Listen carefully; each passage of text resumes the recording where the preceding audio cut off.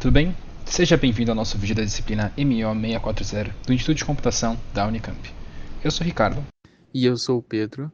E hoje trataremos de um tópico muito relevante e interessante: predição de dobras de proteínas. Se você sabe um pouco de biologia, bioquímica ou bioinformática, sabe que é um tópico muito importante e que gerou grandes estudos em tempos recentes. Mais especificamente, trataremos de um artigo de 2021 que apresenta um método inovador de predição de dobras de proteínas, o Protfold DFG. Vamos aprofundar então nesse mundo. Aqui, vamos tratar sobre vários temas, incluindo um pouco sobre proteínas, a importância delas e as suas estruturas, as técnicas de predição de dobras dessas proteínas, e também explicar o funcionamento do Protfold DFG, mostrando detalhes técnicos, resultados e avaliações de performance. Antes de mais nada, precisamos falar das proteínas, das quais você já deve ter ouvido falar, de um modo ou de outro. Proteínas são moléculas de grande importância para todo ser vivo. Suas funcionalidades incluem metabolismo, estabilidade estrutural dos organismos e relevância na movimentação, entre muitas outras. Elas são grandes cadeias formadas por moléculas pequenas, os aminoácidos.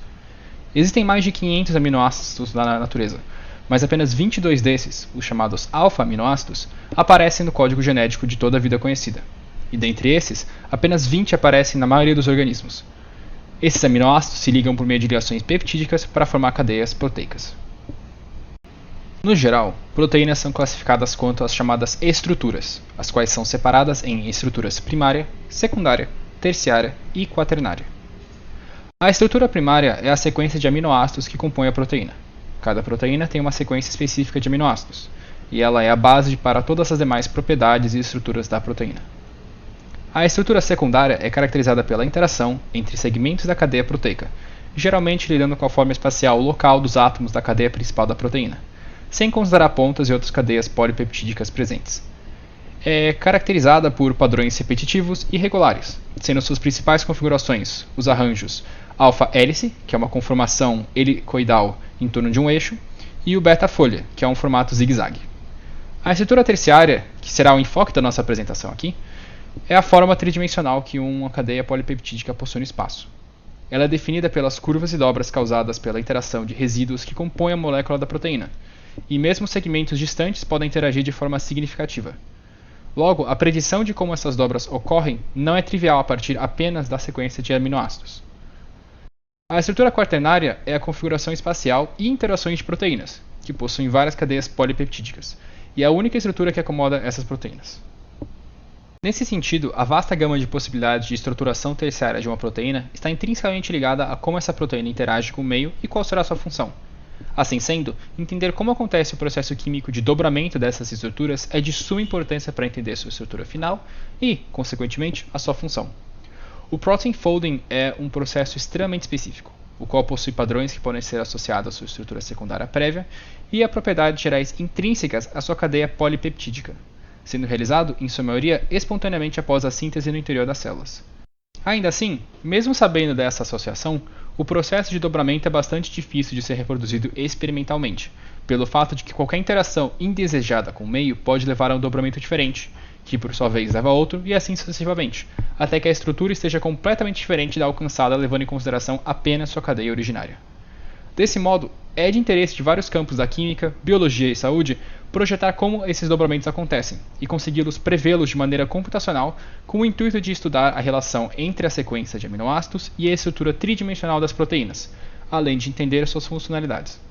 A respeito disso, inúmeras estratégias e abordagens foram propostas e desenvolvidas para conseguir resolver o problema de reconhecimento de dobras de proteínas. Grande parte dessas abordagens podem ser agrupadas em 3 categorias: métodos de alinhamento, métodos baseados em machine learning e métodos baseados em redes. Nesse contexto, vamos apresentar agora o método desenvolvido pelos pesquisadores Jiangui Xiao e Bin Liu, do Instituto de Tecnologia de Pequim, para ajudar na predição de estruturas terciárias. O Protfold DFG é um método baseado em redes de similaridades, usando vários algoritmos conhecidos na literatura e também métodos inovadores para formar uma metodologia capaz de predizer as dobras em proteínas com grande acurácia. Primeiro, cabe explorar um pouco mais sobre métodos baseados em redes, os chamados Network-Based Methods, para a predição de dobras. No geral, pode-se analisar a relação entre diferentes proteínas com um parâmetro de similaridade. Nesse caso, pode-se entender essa noção para criar uma rede de similaridade de proteínas. No nível mais básico, podemos entender tal rede como um grafo, no qual cada vértice representa uma única proteína e as arestas expressam alguma relação entre diferentes proteínas. Porém, existem limitações, em especial dois gargalos que os pesquisadores do Protfold DFG buscaram tratar. O primeiro, deve-se considerar como estabelecer as relações entre diferentes proteínas, ou seja, quais critérios devem ser usados. Segundo, precisa-se saber como reconhecer com acurácia quais proteínas compartilham dobras com a proteína de entrada, da qual queremos descobrir as dobras, usando a rede de similaridades. Os pesquisadores buscaram tratar exatamente essas duas questões, apresentando um novo método, o qual obtém resultados muito bons para a predição de dobras. Indo mais a fundo no algoritmo, a gente pode apresentar os passos que ele toma um pouco mais em alto nível. O algoritmo tem 5 etapas diferentes. Primeiro, nós vamos especificar qual é a proteína de entrada, da qual a gente quer predizer as dobras, e especificar qual base de dados das proteínas que a gente vai usar. São bases com proteínas que a gente já conhece as dobras. Segundo, a gente vai obter várias listas de ranqueamento das proteínas das bases de dados usando diferentes métodos. Terceiro, a gente vai unir essas listas de ranqueamento em um grafo. Quarto, a gente vai construir o que eles chamam de Directed Fusion Graph a partir das listas obtidas. E quinto, a gente vai aplicar o algoritmo de ranqueamento PageRank no grafo obtido, no DFG, o qual vai retornar a saída final do algoritmo. Apesar de ser uma estrutura simples, a predição não é um processo nada simples. Vamos tratar agora, então, de cada etapa separadamente. O primeiro passo do algoritmo é realmente especificar qual a proteína de entrada e qual a base de dados de entrada. A proteína de entrada, que é o que a gente chama aqui a query, é a proteína da qual a gente não sabe qual é a dobra e a gente quer prever quais seriam as dobras dela. Já a base de dados contém proteínas das quais a gente já conhece as dobras e quer usar justamente elas como base para prever as dobras da query. Existem várias bases de dados que têm esse propósito. Por exemplo, a base de dados SCOP2 é uma base de dados de proteínas construída manualmente. Então, experimentalmente, eles mostraram quais são as dobras das proteínas lá contidas. Para o estudo, em especial do Protfold DFG, os pesquisadores usaram um dataset chamado Lindau, que é um subconjunto da SCOP com 321 proteínas, cobrindo 38 dobras, criados pelos pesquisadores E. Lindau e A. Ellefson, em 2000. A segunda etapa do algoritmo consiste na utilização de vários algoritmos de ranqueamento para gerar listas de ranqueamento básicas. Essas listas trazem alguma ideia de similaridade entre a proteína query e as proteínas das bases de dados, ordenando estas em quesito de similaridade com a query. No total, 6 métodos são utilizados para subter o ranqueamento, sendo eles métodos baseados em Deep Learning e usando características específicas das dobras para estabelecer semelhanças. Cada um desses métodos gera uma lista diferente, e cada uma delas usa um critério de similaridade distinto.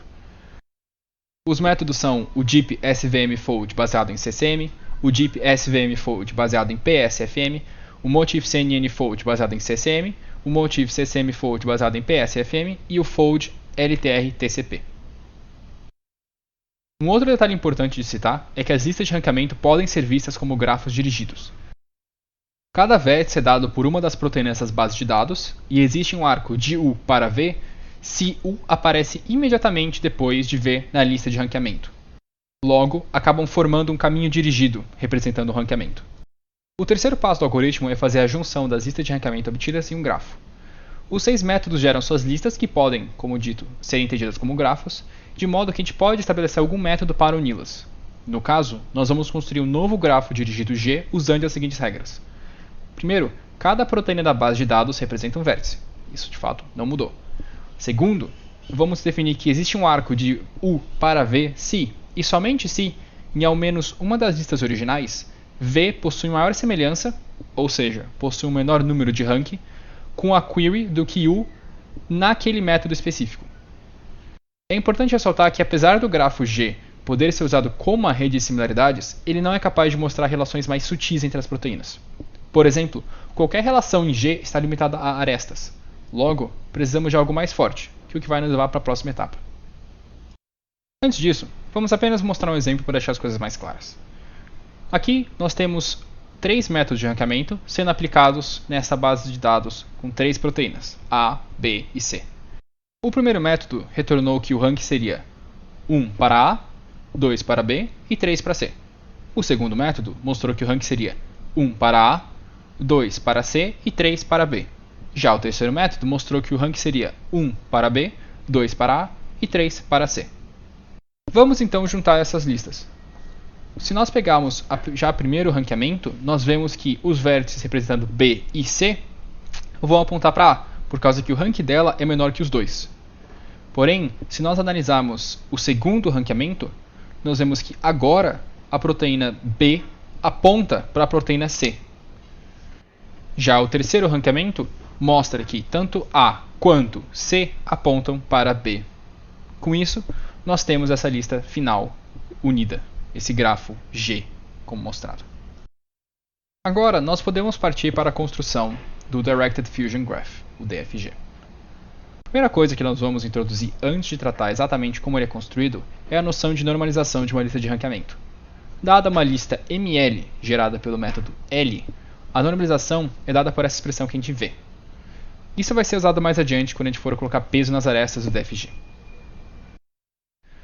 Agora, vamos incorporar mais relações entre as proteínas. Então vamos expandir o grafo de G adicionando a ele seu fecho transitivo. Nesse caso, atualizar o grafo com seu fecho transitivo consiste em acrescentar um conjunto de arestas E' no grafo, tal que uma nova aresta de U para V pertence a E' se existe um caminho dirigido de U para V em G. Logo, o grafo G' é basicamente os mesmos vértices, mais as arestas originais e essas arestas de E'. Essa atualização representa a alcançabilidade dos vértices em G. Isso permite que a gente explore várias relações ocultas em proteínas, de modo que é possível que relações alcançáveis possuam dobras e configurações semelhantes. Podemos usar G' justamente para construir o Directed Fusion Graph. Esse grafo, de fato, é exatamente G', mas ele possui peso nas arestas. Porém, precisamos escolher quais pesos serão usados. Aqui, os autores vão introduzir pesos baseados no conceito estatístico de divergência Kullback-Leibler, também conhecida como divergência KL. Esse conceito é usado para comparar duas distribuições de probabilidade, mostrando o valor para descrever a diferença entre elas. É um valor não negativo e o zero representa distribuições de probabilidade iguais. No caso, os autores tiraram inspiração desse conceito e de como ele é calculado para gerar a seguinte expressão para atribuir peso às arestas, conforme nós vemos. No caso, MLU barra é o ranking normalizado de U com a proteína query usando o método L para obter a lista. Isso configura uma similaridade de U com a proteína query segundo esse método. A expressão acima coloca o peso como um número entre 0, que seria algo nada similar, e 1, que é algo extremamente similar. Para o caso geral, a gente tem uma média de valores que são todos entre 0 e 1, garantindo um resultado dentro desse intervalo também. Apesar do escopo do conceito de divergência KL e de como a expressão foi obtida estarem fora da finalidade desse nosso vídeo, podemos introduzir a intuição de seu significado. No caso, temos que o rank de uma proteína U com relação à query segue uma distribuição de probabilidade, com MLU barra representando a similaridade. Ao fazermos a divergência entre U e V, estamos calculando as divergências dessas similaridades. Para continuar o algoritmo, a gente vai precisar que a matriz de adjacências do DFG tenha algumas propriedades. Em especial, a matriz deve ser estocástica, ou seja, representar as transições de uma cadeia de Markov, e também irredutível, ou seja, ela configura um digrafo fortemente conexo. Para isso, podemos aplicar a seguinte transformação para garantir que as propriedades realmente ocorram nessa matriz. No caso, é importante citar que N é o número de proteínas usado no conjunto de testes. Construir o DFG, o qual expressa mais efetivamente as relações entre diferentes atributos das proteínas ranqueadas por métodos distintos, o desafio agora é como explorar essas novas conexões realizadas para extrair um ranking mais especializado e efetivo como resposta. Com o intuito de explorar as características do digrafo desenvolvido, os autores propuseram a aplicação de um famoso algoritmo relacionado ao ranqueamento de páginas em motores de pesquisa na web, o PageRank. Apesar do algoritmo poder ser modificado e atribuído a métricas diferentes, de acordo com o objetivo, seu núcleo de funcionamento é bem simples e consiste no seguinte.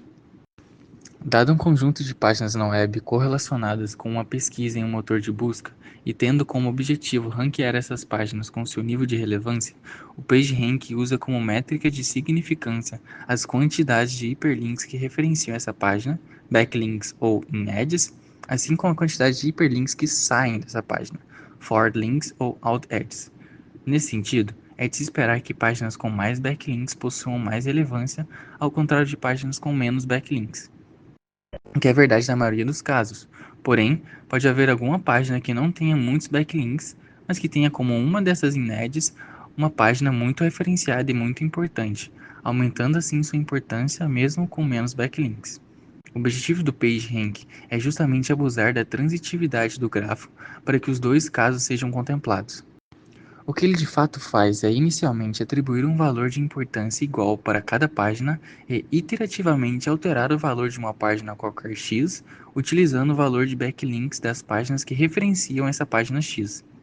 Assim, sucessivamente as páginas vão sendo atualizadas com base na quantidade de backlinks e na relevância desses backlinks, já que eles também vão repassar parcela da quantidade atribuída a eles para seus forward links. Por conta dessa tensão com a transitividade e poder acumulativo, o PageRank se faz uma escolha muito inteligente para ser executado sobre o DFG. Pode ser abstraído para essas relações nas páginas web. Fazendo isso, o algoritmo assume que a precisão de um rank é positivamente relacionada com o relacionamento das proteínas no digrafo.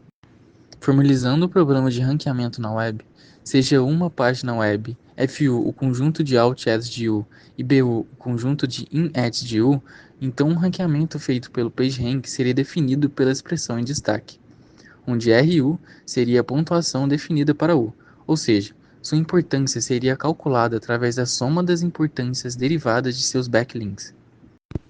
Da mesma forma, se considerarmos uma matriz A, onde A de UV é igual a 1 sobre o tamanho de FU, caso exista uma aresta de U para V, e A de UV igual a 0 caso contrário, basta tratarmos R como um vetor para evidenciar a relação R igual a vezes R, ou seja, R é um autovetor de A. Transferindo essas ideias para nosso problema, as proteínas seriam as páginas web e nossa matriz A seria descrita pela matriz construída F barra, a qual expressa as similaridades das proteínas. Portanto, teríamos equivalentemente R igual a F barra vezes R. Novamente, R é um autovetor de F barra. Sendo assim, podemos resolver o problema através do conhecido método de potências para encontrar autovalores e autovetores, mostrado na fórmula a seguir. Esse método, por sua vez, pode ser resolvido iterativamente e, por fim, conseguimos encontrar o ranqueamento R desejado. Para a avaliação dos resultados, a acurácia do modelo é calculada como sendo Cn sobre N, onde Cn é o número de proteínas corretamente preditas e N é o número total de proteínas preditas. Dizemos que uma proteína foi corretamente predita se a dobra do topo da lista final do PageRank é a mesma que realmente existe na proteína carry. Caso contrário, foi predita incorretamente. Para termos uma ideia do algoritmo, vamos apresentar também um exemplo, o qual é mostrado no artigo original. Vamos prever as dobras da proteína 1BDO de 1BDO. Primeiro, geramos as listas do ranqueamento para 5 métodos. A parte em vermelha indica a dobra predita. Vemos que a dobra 2.1 e 2.29 aparecem ambas duas vezes, e a dobra 2.21 apareceu uma vez. Em seguida, aplicamos o algoritmo para gerar o DFG. O grafo é incrivelmente denso, como se pode ver. Aplicando o PageRank, gerou-se uma lista de ranqueamento. Aqui, a dobra predita é a 2.59, completamente diferente das dobras das demais listas. De fato, essa predição está correta, com o que se sabe da proteína carry, enquanto todas as outras listas preliminares obtiveram resultados incorretos. Com isso, vemos que o Proudfold DFG surpassa seus algoritmos individuais usados.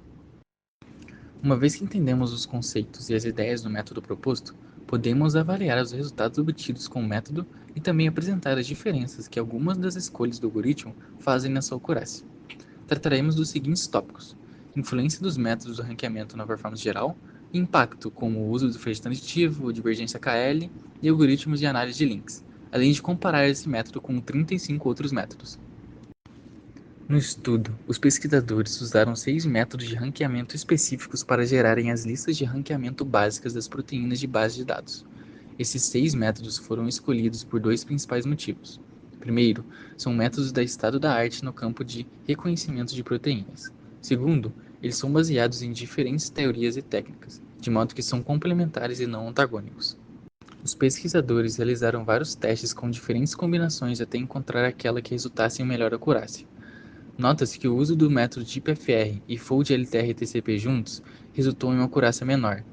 Isso se dá pelo fato que o FoldLTR-TCP usa o DeepFR, de modo que eles não são complementares. Usados juntos, temos a propagação de ruído prejudicando os resultados. Os resultados com todas as combinações estão dispostos na tabela a seguir. Uma das decisões do algoritmo é utilizar o fecho transitivo do grafo formado pela junção das listas de ranqueamento como base para o DFG. De fato, os autores mostraram que usar apenas o grafo baseado na junção das listas leva a resultados consideravelmente piores de predição. Usando o fecho transitivo, obteve-se 81,93% de acurácia, enquanto que sem ele, obteve 54,20%. Essa diferença significativa se dá pelo fato do fecho transitivo ser capaz de expressar melhor semelhanças mais ocultas entre proteínas do que similaridades par a par, apenas entre vértices adjacentes no grafo das junções G. O algoritmo que apresentamos usa peso nas arestas do DFG baseados na divergência KL. Porém, poderíamos ter usado outros critérios. Os autores também mencionam o grau de saída dos vértices como base para o cálculo dos pesos. Realizando comparações, percebeu-se que a performance com os pesos baseados na divergência KL mostra-se mais estável com as interações do PageRank quando comparada com o caso de pesos baseados no grau dos vértices. Isso se dá na forma de insensibilidade em relação ao valor inicial dos vértices e dos tempos de interação T. No caso dos pesos baseados no grau de saída, eles dependem muito dos vértices, o que prejudica sua performance. Como evidenciado pela tabela a seguir, os resultados ficam claramente diferentes quando calculamos a pontuação de avaliação entre duas proteínas de modos distintos. Apresentamos também um gráfico que mostra a evolução dos resultados conforme as interações do PageRank para os métodos citados. Além disso, cabe analisar outros algoritmos de ranqueamento como possibilidades. No nosso caso, foi aplicado o algoritmo de análise de links PageRank para obter o resultado final. Os autores também testaram outros algoritmos de análise de links, como Hyperlink Induced Topic Selection e o Triadic Closure Principle. Os resultados são apresentados na tabela a seguir. Os melhores resultados obtidos pelo PageRank se devem ao fato de ele considerar proteínas relacionadas globalmente, enquanto o HITS trabalha apenas localmente e o TCP considera relações par a par entre duas proteínas. Comparando os resultados de outros 35 métodos diferentes, o Protfold DFG conseguiu melhor acurácia que todos eles. Os pesquisadores citam a verificação de relações globais de proteínas e o uso de vários métodos para gerar listas básicas como os grandes pontos que colaboram para esse resultado. A acurácia de todos os outros métodos baseados em alinhamento, machine learning e network podem ser vistos na tabela a seguir. Com isso, chegamos ao fim do nosso vídeo. Podemos ver que métodos de predição de dobra de proteínas são de grande importância para diversas áreas, e que avanços recentes trouxeram novos métodos cada vez mais precisos com esse propósito. No nosso contexto, o Protfold DFG traz metodologias novas e de grande interesse, gerando ótimos resultados e auxiliando na expansão da fronteira dessa área. Nós podemos apenas imaginar que ele pode servir para novas técnicas ou mesmo ser aprimorado ainda mais, gerando novos resultados ainda mais interessantes para essa área de grande estudo. Nós deixamos aqui também as referências que nós usamos e convidamos você a estudá-las mais sobre esse tópico muito interessante. Muito obrigado por ter ficado conosco até o final e até mais!